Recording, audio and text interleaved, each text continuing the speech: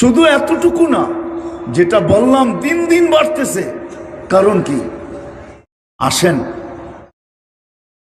নবীর আদর্শ গ্রামে গ্রামে, গঞ্জে গঞ্জে, মসজিদে মসজিদে, ইউনিয়নে ইউনিয়নে রাখেন। 2-1 বছর ওয়াজ মাহফিল বাদ দেন, তফসির বাদ দেন, 2-1 বছর শুধু সিরত চালান, শানে রেসালত চালান, মানুষ চিনুক নবীকে, বোঝুক। আর তারপরে যদি না বোঝে, তাইলে ওইটারও চিত্র আল্লাহ দুনিয়াতে তুলে ধরছেন।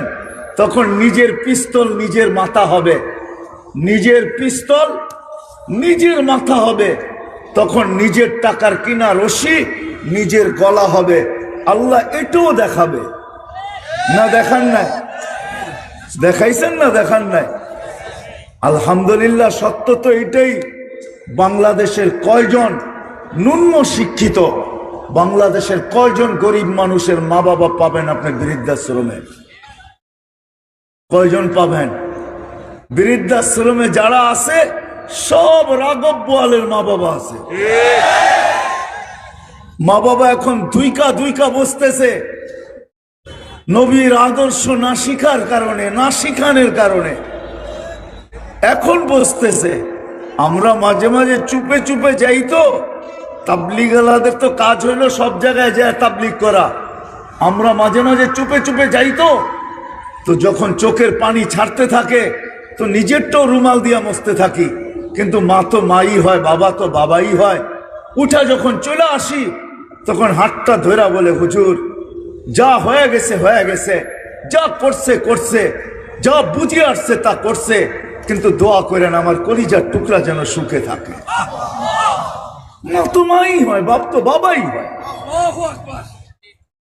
মা তো মাই হয়। এই জন্য আমি সর্বশেষ আপনাদের কাছে দরখাস্ত রাখবো, জামে এমদাদিয়ার মাধ্যমে যারা ওলামা একরাম আসছি, সাধারণ আসছি, আসেন আমরা প্রতি মসজিদে মসজিদে, মহল্লায় মহল্লায় সিরাত চর্চা, সিরতের মাহফিল, সিরতের আলোচনা আমরা শুরু করি। করেন 1 বছর টানা, তারপরে দেখেন কি ফল দাঁড়ায়। আজকে মনে হয় আপনি পর্দা নিয়ে লিখবেন, আরে আল্লাহ যদি পর্দা করায় তো আপনি না করে যাবেন, তো যাবেন কোত্থেকা? 2020-এ তো আল্লাহ পর্দা করাইছিল, ঠিক না? না করায় নাই? না করায় নাই? হ্যাঁ, এখনো তো সুশীল সমাজ পর্দাই থাকে, ঠিক না? কি বলেন? দুইটা মাস্ক এখনো পড়ে থাকে, ঠিক না? তো আর পর্দার বাকিটা রইল কি, ঠিক না? কি বাকি রইল পর্দার? না পর্দা নাই এখন? আল্লাহ যদি পর্দা করতে বা করাইতে বাধ্য করে, তো আপনিও তখন বলবেন পিপি পড়ো। আমার মনে আছে 2020-এ আমি ব্যাংকে গেছি, তা আমি তো শুধু মাস্ক পরছি, কিন্তু যা দেখি কর্মচারী পিপি পড়া, তার উপর দিয়ে হেলমেট পড়া, তার ভিতর দিয়া মাস্ক পড়া, তার ভিতর দিয়ে হাতের ভিতরে গ্লাভস লাগানো। তা আমি ভাবতেছিলাম, এক তো গরমের সময় ছিল, তা আমি ভাবতেছিলাম মাশাআল্লাহ, আযাব তো আর কম হইতেছে না মনে হয়। কি কম হইতেছে? ওটা তো প্লাস্টিকের, ওটার ভিতরে বাতাস ঢোকে না। তো আমি ভাবতেছিলাম ডাক্তার এখানে বসা আছে, এরকম যদি 5-7 দিন থাকে তাইলে ভিতরে ঘাম ঝরতে থাকবে আর ওর শরীরেই ঘাম শুকাইতে থাকবে। 5 দিন পরে করোনা পজিটিভ হবে, এতে কোনো সন্দেহ নেই। 5 দিন পরে করোনা না হইলেও টেস্টে পজিটিভ আসবে। আল্লাহ যদি করায় পর্দা, আপনি কি করবেন? হ্যাঁ, আল্লাহকে বাধ্য করতে চাইতেছেন? 2020-এ না করাইলো আল্লাহ বাধ্য আমাদেরকে? এত তাড়াতাড়ি ভুলে গেলেন? বাংলাদেশ বাইচা আছে খালি একটা কারণে, নাইলে কোনোদিন বেঁচা থাকতো না। আমার বিশ্বাস, আমি বড় জোর গলায় বলি, 30,000 হেফজোখানার কারণে বাংলাদেশ বেঁচা আছে। এক আধ্যাত্মিক সুরক্ষার চাদর এই দেশের ভিতরে লাগানো আছে। আধ্যাত্মিক সুরক্ষার চাদর। 30,000 হেফজোখানার ছেলেদেরকে বাধ্য করেন না, এরা যদি রাত্রে উঠা মেসেজ উপরে থোড়ো করে দিল আর বলে দিল মালিক এই চাদর সরায় তুই নিয়ে যা, আমরা মরবো, তাতে কিছু আসে যায় না, আমরা তো বিশ্বাসই করি তোর কাছে আসবো। ফাকজিমা আনতা কাস ইন্না ইলা রাব্বিনা লামুনকালিবুন, আমরা তো এটাই চাই যে যত তাড়াতাড়ি তোর সাথে মিলতে পারি। 30,000 ছেলের হেফজোখানার ছেলেরা যদি রাত্রে উঠাই মেসেজ থ্রো করে দিল, আর কালকের থেকে যদি ওই সুরক্ষার চাদর উঠা গেল, যেই সুরক্ষার চাদর দেখাইছে 7.8 ভূমিকম্প হয়েছে বাংলাদেশে, দুনিয়ার এই জমিনের ইতিহাসে নাই কোথাও 7.8 ভূমিকম্প হয়েছে আর বিপর্যয় ঘটে নাই, ওটা একমাত্র বাংলার জমিন। বুঝা গেল এখানে একটা সুরক্ষার আধ্যাত্মিক চাদরে ঢাকা আছে, যার কারণে 7.8 আসছে তো বটে, কিন্তু এইখানে টাচ করে ডাইনে বামে চলে গেছে। বল যেরকম দেওয়ালে বাড়ি খায়া ডাইনে বামে চলে যায়, ওই ভূমিকম্প ডাইনে বামে চলে গেছে, আমাদের কোনো বিপর্যয় ঘটে নাই। 10 নম্বর মহা বিপদ সংকেতের সিগন্যাল নিয়া বুলবুল আসছে তো বটে, কিন্তু বাংলাদেশে কোনো বিপর্যয় ঘটাইতে পারে নাই। সারা দুনিয়া বলছে 2020-এ বাংলাদেশের মতো বিপর্যয় কোথাও ঘটবে না। আমি ভাবি আসছে বিপর্যয় মানি, তখনও কোনো হেফজোখানা বন্ধ ছিল না, সমস্ত হেফজোখানাগুলা ওয়ান লাইনে মাদ্রাসাওয়ালারা চালাইতে ছিল, ওস্তাদরা ওইভাবে সবক নিতেছিল যেরকম মাদ্রাসায় সবক নেয় ওইভাবে দিতেছিল, সত্য তো ওইভাবে সবক দিতেছিল। বিপর্যয় হয়তো আসছিল, কিন্তু দেওয়ালে বাড়ি খায়া ডাইনে বামে চলে গেছে। 2020-এ বাংলাদেশে কোনো বিপর্যয় আসে নাই। কিন্তু যদি এখন বাধ্য করা হয় তাহলে আমরা এতটুকুই বলতে পারবো, হ্যাঁ মনে উঠলো কাহিনী, নাইলে বলতাম না। জামিয়া আজহারের নাম ছিল আসলে জামিয়াতুত তলু, জামিয়াতুত তলু। তলু নামের এক বাদশাহ ছিল। 3 মোহাম্মদ ইবনে মুনজারও ছিল এর ভিতরে। 3 মোহাম্মদ এলেম শিখতে বাহির হয়েছে, যে পড়ছে মিশরে, মসজিদে অবস্থান, সারাদিন টোকায় টোকায় এলেম শিখে, খানা যা ছিল সব শেষ হয়ে গেছে, কিন্তু সুয়াল করবে তো করবে কি করে? 3 দিন পর্যন্ত অপেক্ষা করতেছিল। হাদিসের আলোকে, আল্লাহ রসুলের সিরতের আলোকে 3 দিন পরে মশওয়ারা করছে, এখন আমাদের জন্য হাত পাতা জায়েজ। মশওয়ারায় তয় হয়েছে অমুকে করবে, হাত পাতবে। তো সে মসজিদ থেকে বাহিরে বলতেছে, মালিক হাত পাতা আমার দায়িত্বে আসছে, কিন্তু কার কাছে হাত পাততে হবে এটা বলা হয় নাই। আমি তো তোমাকে আমার চেয়ে কাছে আর কাউকে দেখি না, আর তোমার চেয়ে আমার কাছে পরিচিত আর কেউ নাই। বইলা মসজিদের পাশেই জঙ্গল ছিল, এখানে যে সেজদায় পড়ে গেছে, আর বলতেছিল, মালিক তোমার চেয়ে পরিচিত তো কাউকে চিনি না, তোমার চেয়ে কাছে তো কাউকে জানি না। তো কাঁদতে ছিল। দুপুর বেলা ওই বাদশাহ ঘুমাইতে ছিল, কাইলুলা যাকে বলে, মুসলমান ছিল সে। আল্লাহ রসুল স্বপ্নে আইসা বলছে, আমার 3 মেহমান মসজিদে না খায়া আছে, খাওয়া পাঠাও। তো সে ভাবছে দুপুরের স্বপ্ন, এটা মনে হয় এমনিই হবে, আবার ঘুমায় গেছে। তো দ্বিতীয়বার আইসা বলছে, তোমাকে না বললাম আমার 3 মেহমান না খায়া আছে, খানা পাঠাইতে? তো সে সজাগ হয়েছে, আবার ঘুমায় গেছে। তৃতীয়বার আল্লাহ রসুল লাঠি নিয়ে আসছে, তোকে না বললাম খানা পাঠাইতে, এখনো ঘুমায় আসিস? তো লাঠি দেখে লাফ দিয়ে উঠছে। কিন্তু বাদশাহ ইচ্ছা করলেই তো সব সময় সব জায়গায় যেতে পারে না, তাড়াহুড়া করে। তো সে খাদেমকে বলতেছিল, তুই খানা নিয়ে যা, আমি পরিপাটি হয়ে আসতেছি, এদেরকে থাকতে বলবি। তো খানা নিয়ে যখন পড়ছে, তো দেখে ও সেজদায় পড়া, তোরে আগে উঠাইছে, ওঠ। খানার গ্রানে উঠে গেছে, ভিতরে পড়ছে খানা নিয়া। তো জিজ্ঞাসা করছে, এই শাহী খানা কোত্থেকে আসলো? তো বলছে, শোনো শোনো শোনো, আমি তো উপরের বাদশাকে খটখটাইছি, উপরের বাদশাহ নিচের বাদশাকে পাঠায় দিছে। বলছে, এই শাহী খানা আসলো কি করে? কত, আমি তো খটখটাইছি উপরের বাদশাকে, উপরের বাদশাহ নিচের বাদশাকে পাঠায় দিছে। তো খাদেম বলতেছে, তোমরা খানা খাও, বাদশাহ মহোদয় আসতেছেন। তো বাদশাহ টাকা পয়সা নিয়া পিছনে রওনা হয়েছেন, তিনজনে খানা খায়া পরামর্শ করছে, শোন, যদি এইখানে বৈশা থাকি তাহলে এলেম আর শিখা হবে না, দিন আর শিখা হবে না, এলেম শিখা হবে না, সারাদিন পানিয়ে ফু দিতে দিতে জান যাবে, কেননা পুরা দেশ ভাঙ্গা পড়বো আর খালি ফু নিতে থাকবো। তো খাওয়া শেষ, চল বাঘ এইখান থেকে। তিনজন বাইগা চলে গেছে। বাদশাহ আসছে টাকা পয়সা নিয়া, আর বাদশারা ভদ্র ছিল, যেটা একবার বাহির হয় ওটা আর ফিরত যায় না। বলছে একটা জামিয়া এখানে বানাও। ওই জামিয়াই তলু নাম হতে হতে হতে হতে আজকে জামিয়া আজহার রূপ নিছে।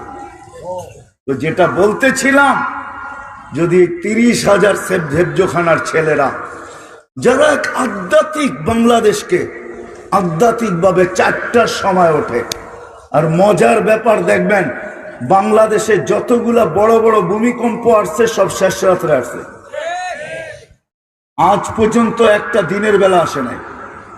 শেষ রাত্রে যে সময় 30,000 হেফজোখানার ছেলেরা আল্লাহর সাথে কালাম পড়তে থাকে, এক আধ্যাত্মিক চাদর দিয়া লাল সবুজের এই ছোট্ট একটা পরিধিকে ঢাকা নিতে থাকে, এরা যদি আজকের থেকে এই 30,000 হেফজোখানার ছেলেরা যদি উঠা মালিককে যদি বলতে থাকে যে মালিক চাদর সরায় নাও, আমরা আর থাকতে চাই না, আমরা তো তোমার কাছে আসতে চাই, তাইলে বলেন প্রতিরোধ হবে তো হবে কি দিয়া?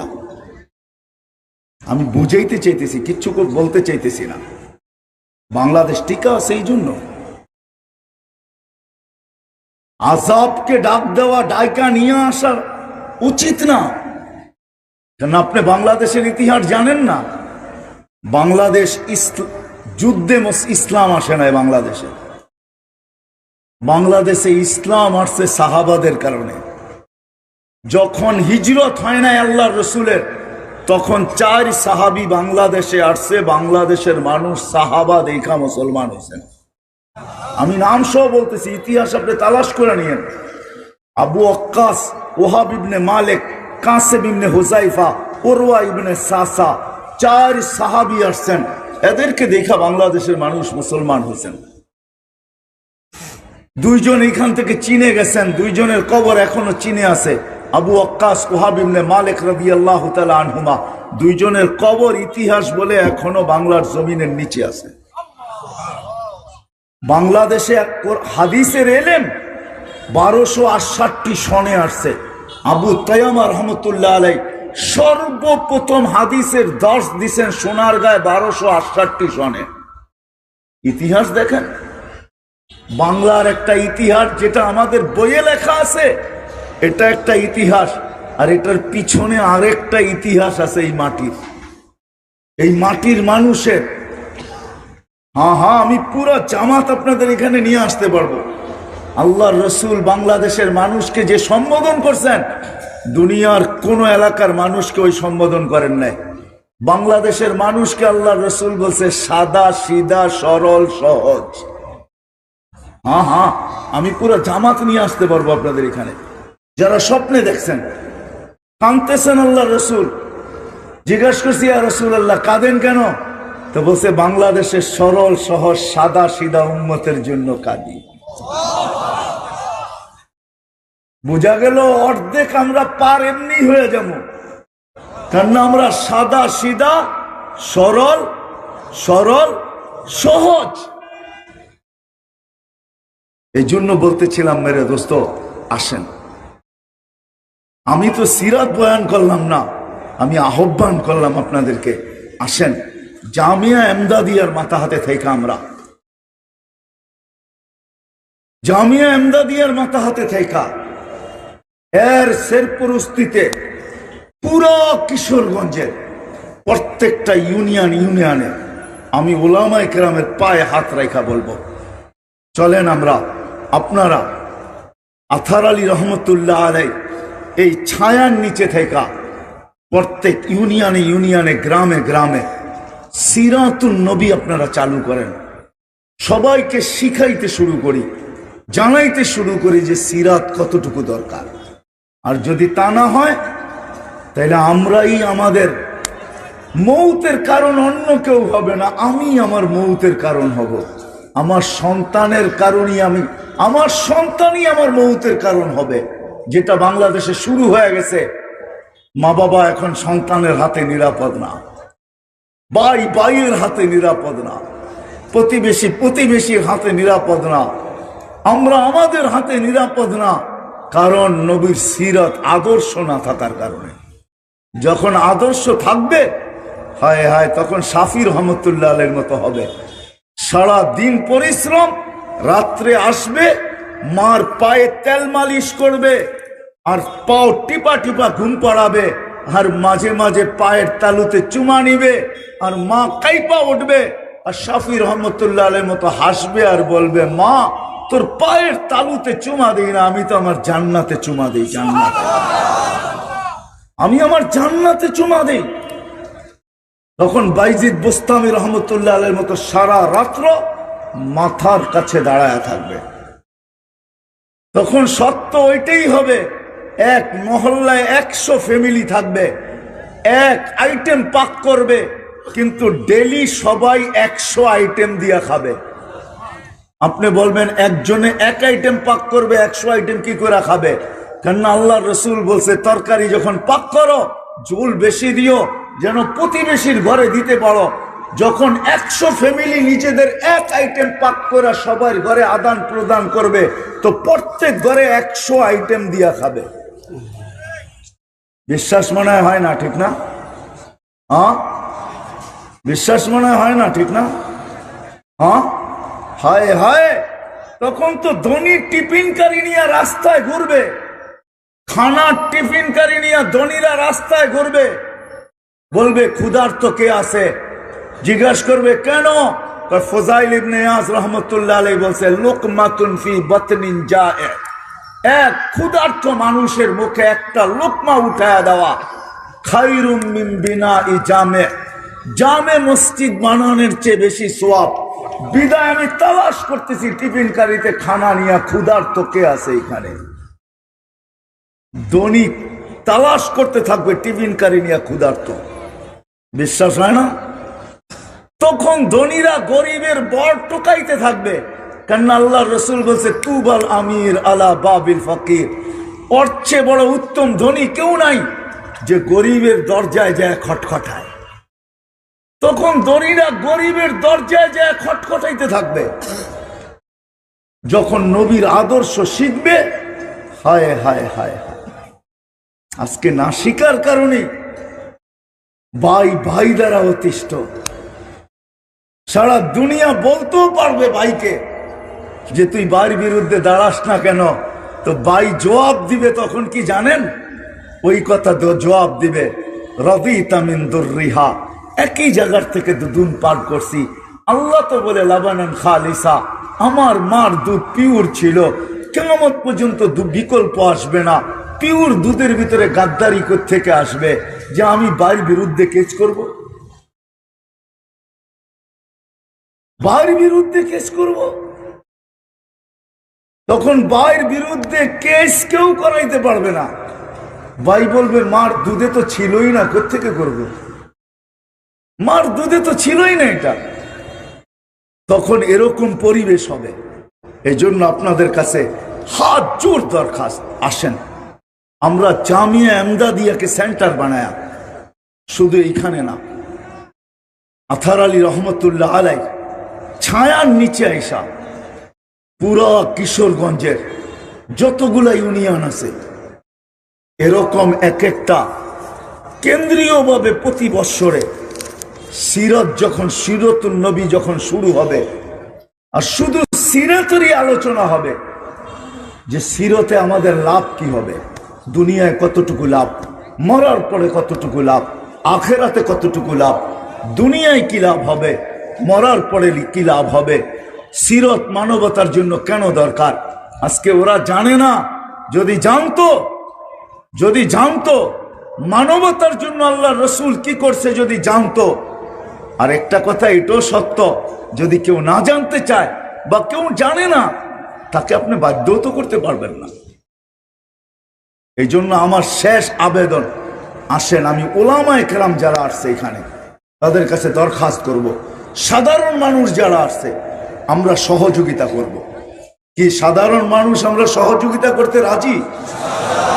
যে প্রত্যেক ইউনিয়নে ইউনিয়নে জামিয়া এমদাদিয়ার তত্ত্বাবধানে সরপুরস্তিতে প্রত্যেক ইউনিয়নে এরকম সিরাতুল মাহফিল হোক, সিরাত হোক, শানে রেসালত হোক।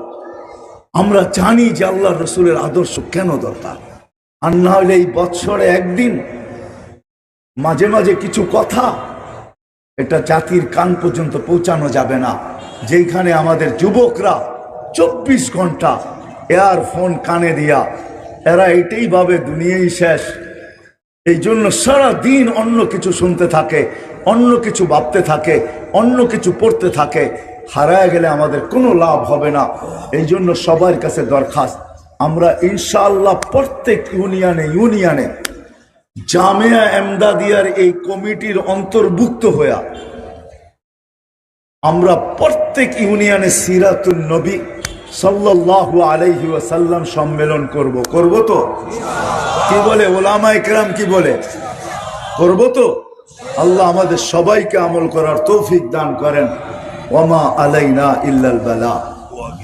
আল্লাহুম্মা লাকাল হামদ কামা ইয়ানবাগি লিজালালি ওয়াজহি ওয়া আযীমি সুলতানি ইয়া হান্নান ইয়া মান্নান ইয়া জাওয়াদ ইয়া কারীম ইয়া ফাআলান লিমা ইউরিদ।